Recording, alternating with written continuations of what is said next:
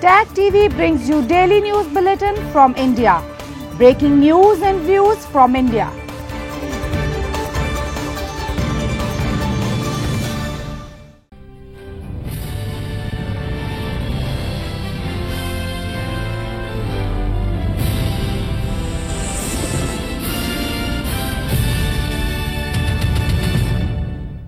Good evening. Welcome to South Asia Newsline. I'm Surbhi Sharma. Here are the top stories we are tracking for you on Thursday, the 18th of April. Indians vote in second phase of mammoth general election.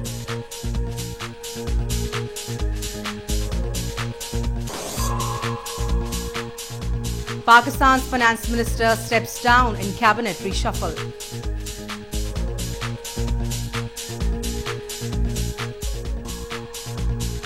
And Taliban has no way except talks with Afghan government, says President Ghani.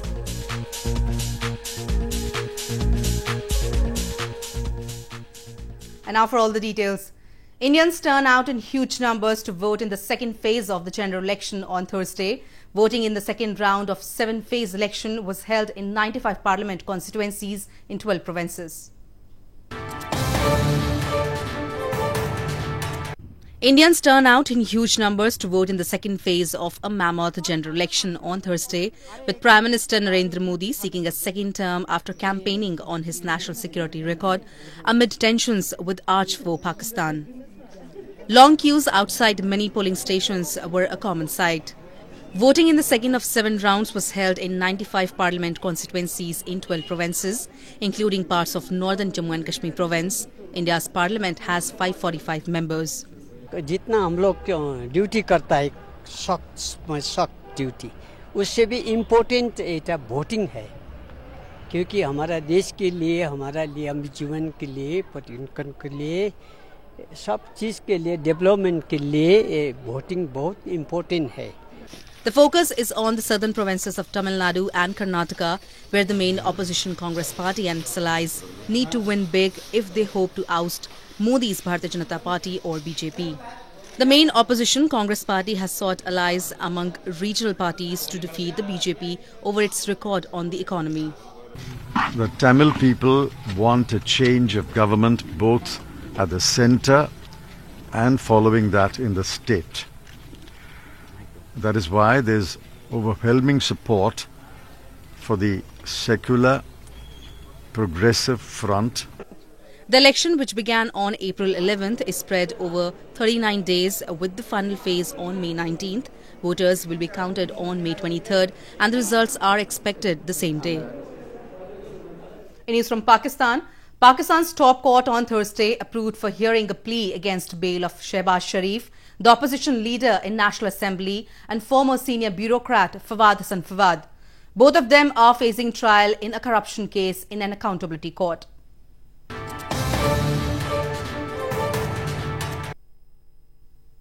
Pakistan's Supreme Court on Thursday approved for hearing the National Accountability Bureau's plea against bail of opposition leader in National Assembly Shehbaz Sharif and former senior bureaucrat Fawad Hassan Fawad. The court has issued notices to Shehbaz Sharif and Fawad Hassan Fawad to appear on May 2nd, local media reported. Earlier on February 15th, the Lahore High Court had ordered to release Pakistan Muslim League Nawaz Party President Shehbaz Sharif after approving his bail plea. The bail was granted against 2 surety bonds worth 1 million each. Shehbaz Sharif had filed bail petition in Ramzan Sugar Mills corruption case and Ashiana Housing Scheme scam case. Fawad Hassan Fawad's bail plea was also approved by the Lahore High Court in the Ashiana Housing Scheme case, but rejected in the Assets Beyond Income case. Fawad has been accused of owning a 10-story plaza in Rawalpindi and other properties beyond known sources of income. More news from Pakistan. Pakistan's finance minister Asad Umar on Thursday announced to step down from its position after talk with Prime Minister Imran Khan. As the finance minister of Pakistan, Umar had been negotiating with the International Monetary Fund on behalf of Pakistan government for a bailout. Pakistan's finance minister Asad Umar on Thursday stepped down from his role after discussion with Prime Minister Imran Khan about a cabinet reshuffle. Umar made the announcement on Twitter saying as a part of a cabinet reshuffle, Prime Minister Khan desired that he take the Energy Minister portfolio instead of finance, but Umar obtained his consent to not take any cabinet position. As the Finance Minister of Pakistan, Umar had a major role in bringing back the economy and was negotiating with the International Monetary Fund or IMF on behalf of Pakistan government for a bailout. Imran Khan-led government and Finance Minister Umar in particular have faced mounting criticism by opposition parties and members of the business community over the handling of the economic crisis. Cash-strapped Pakistan is seeking $8 billion from the IMF to bail itself out from a severe balance of payments crisis. Pakistan has so far received a total of $9.1 billion in finance aid packages from countries like China and Saudi Arabia during the current fiscal year. Moving on, political activist Altaf Bhatt has expressed concerns over the newly proposed Kohala hydropower project in the illegally occupied region of Pakistan-administered Kashmir. He said that locals are already reeling from the adverse effects of the Neelam Jhelum power project. The Kohala project, which will see diversion of Jhelum river, has compounded their worries. Altaf Bhatt, a former candidate of Legislative Assembly of Pakistan-administered Kashmir, has expressed concerns over the newly proposed Kohala hydropower project in the illegally occupied region. He expressed that locals are already reeling from the adverse effects of diversion of Neelam River for the construction of Neelam Jhelum power project, and now the Kohala project, which will see diversion of Jhelum River, has compounded their worries. He highlighted a massive water crisis has built up of late in the region due to Neelam River's diversion, making the lives of the common public miserable. हम ये चाहते हैं और वज़ीर-ए-आज़म आज़ाद कश्मीर से अपना वज़ीर-ए-आज़म पाकिस्तान से कि अगर कोहाला प्रोजेक्ट नागज़ीर है, बनना ज़रूरी है, तो इसके लिए उनके जो तकाबली जायज़ा भी लिया जाए. अगर टनल तामीर होनी है, उसके जो नुकसानात हैं उनका मुतबादल क्या होगा, उसका नेबल बदल क्या होगा, आवाम की आबादकारी के लिए क्या चीज़ें मुहैया की जाएगी. Once roaring, the Neelam River now appears to be a small drain all along its course from Nowsheri to Domel, where it merges into Jhelum River. Activists have expressed authorities have completely ignored the damage being done to the environment and the livelihood in the region in the process of construction of the power projects, which will ultimately only benefit Islamabad. In news from Afghanistan, Afghanistan's President Ashraf Ghani has said that Taliban has now no way except for talks with the Afghan government. Ghani made the remarks on Wednesday after meeting the members of the delegation which will hold talks with the Taliban in Doha. Afghan President Ashraf Ghani on Wednesday met with members of the delegation who will hold a meeting with the Taliban in Qatar. Ghani said the Afghan delegation, which is preparing to hold discussions with the Taliban in Doha, are carrying an important mission, which is a dignified peace within the framework of the Islamic Republic of Afghanistan. He said the Taliban should realize the fact that the group has no way except to engage in talks with the Afghan government. نمایندگی از جمهوری اسلامی افغانستان و مردم افغانستان به خاطر مهم است که هیچ کس نمیتواند خارج از چارچوب دولت از ملت نمایندگی کند. This comes 2 days after the Afghan government announced that it had prepared an initial list of the Qatar delegation, which consists of 250 members. The list, however, has been criticized by some political parties and movements for not being inclusive. The United Nations has found progress in torture eradication in Afghan prisons, but also noted its ongoing concern over the high number of detainees who continue to report torture and ill treatment. In its latest report, the UN has documented an encouraging reduction in the number of cases of torture since 2016 in Afghanistan.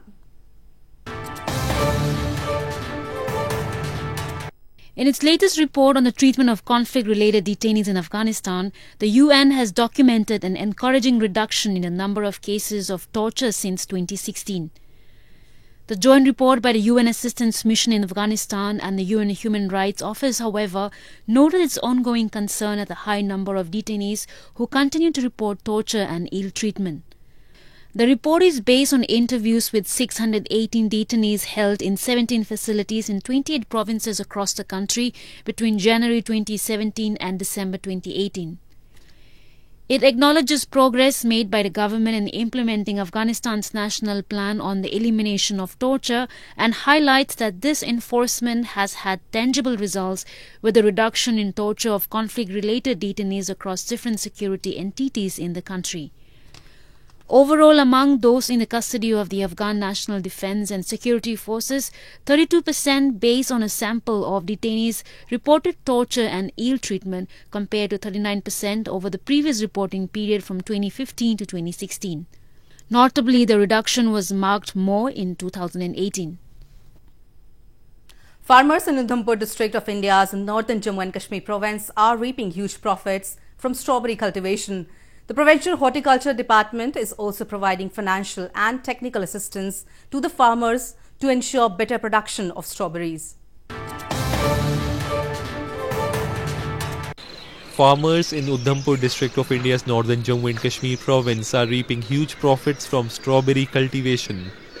A farmer from the district said the investment is low and there are more profits in strawberry cultivation as compared to other conventional farming options. The commercial demand for strawberries has also increased over the years, encouraging the farmers in the region to move to its cultivation. काम है मुझे बहुत अच्छा लगता है sir मेहनत तो इसको देख रेख में मेहनत कम है पैसा ज्यादा है और इसकी मार्केट आने वाले टाइम में बहुत अच्छी मार्केट होगी. The Provincial Horticulture Department is also providing financial and technical assistance to the farmers to ensure better production of strawberries. अगर लोगों को हम और आने के लिए जागृत करते हैं, हमारे पास mission for integrated development of horticulture है, उसमें अगर बंदा 20 कनाल स्ट्रॉबेरी की कल्टीवेशन करना चाहता है with integration of this irrigation system, हम उसको 1,12,000 रुपया सब्सिडी तक दे सकते हैं. अगर जो विदाउट इंटीग्रेशन करना चाहता है, विदाउट इरिगेशन सिस्टम लगवा के करना, मतलब विदाउट इंटीग्रेशन करना चाहता है, उसको हम 50,000 पर हेक्टर देते हैं, सब्सिडी देते हैं. The cool and dry climate of Jammu and Kashmir is also suitable for fruits like apples, pears, cherries, plums, grapes, peaches, apricots and walnuts, which require moderate rainfall and bright sunshine. Celestial wedding of Hindu goddess Meenakshi and Lord Sundareshwarar on Wednesday attracted thousands of devotees to a temple in southern India. The annual event is one of the main attractions of the temple in Madurai city in Tamil Nadu province.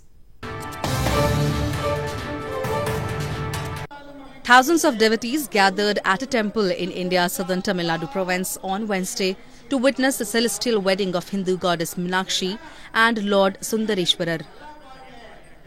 The ceremony took place in the premises of Meenakshi Amman Temple in Madurai city. The annual event is one of the main attractions of the temple and attracts massive crowd from across the province. Priests at the ceremony convert the temple premises into a wedding hall where they perform the nuptial rituals. Meenakshi Sundareswarar கல்யாணத்துக்கு வந்து எங்களுக்கு ரொம்ப நல்லா இருக்கு. நாங்கள் இங்கே 20 வருஷமா இருக்கோம். நான் இங்கே மீனாட்சி அம்மாவுக்கு வந்து தாலி கட்டவும் நாங்களும் இங்கே தாலியை திருப்பி மறுபடியும் கட்டி இது பண்ணுறோம். இங்கே இருக்கிற நீங்க பாக்குறீங்க எவ்வளவு கூட்டம் இருக்கு. According to tradition, one priest decorated as bridegroom ties a sacred thread around the neck of another who performs the role of goddess Meenakshi in the symbolic performance of the ceremony. The wedding ceremony involves a grand feast where the attendees are served a plethora of local delicacies.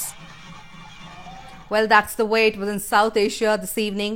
Before we conclude, the top stories once again. Indians vote in second phase of mammoth general election.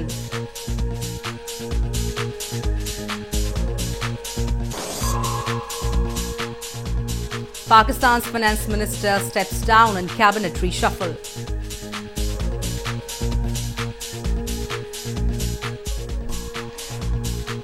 And Taliban has no way except talks with the Afghan government, says President Ghani.